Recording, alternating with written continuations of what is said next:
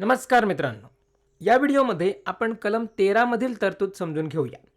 कलम 13 असे सांगते की मूलभूत हक्कांशी विसंगत असलेले किंवा ते हक्क काढून घेणारे सर्व कायदे अवैध असतील. म्हणजेच यामध्ये न्यायालयीन पुनर्विलोकनाचे तत्व मांडले आहे.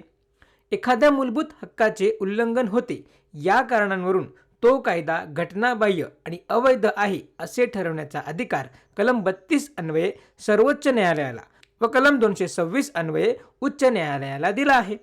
तसेच लक्षात ठेवा, कलम 13 मधील कायदा या संज्ञेचा अर्थ व्यापक असून त्यामध्ये पुढील बाबींचा समावेश होतो. संसद किंवा राज्य विधिमंडळांनी बनविलेले कायमस्वरूपी कायदे, राष्ट्रपती किंवा राज्यपाल यांनी जारी केलेले अध्यादेशांसारखे तात्पुरते कायदे, आदेश, उपनियम, नियम, अधिनियम, सूचना यांसारखी सोपवलेल्या कायद्याच्या स्वरूपातील वैधानिक प्रणाली, त्यानंतर कायदे म्हणून मान्य झालेल्या रूढी किंवा परंपरा असे वैधानिक स्वरूपाचे नसलेले कायद्याचे स्रोत म्हणजे फक्त वैधानिक कायद्यान्वयेच नव्हे तर कायद्यांच्या व्याख्येत येणाऱ्या वरीलपैकी कशामुळेही मूलभूत हक्कांना बाधा पोचत असेल तर न्यायालयात आव्हान देता येते व अवैध म्हणून घोषित करून घेता येते. त्यानंतर लक्षात ठेवा की कलम 13 मधील तरतुदीनुसार घटना दुरुस्ती हा कायदा नाही.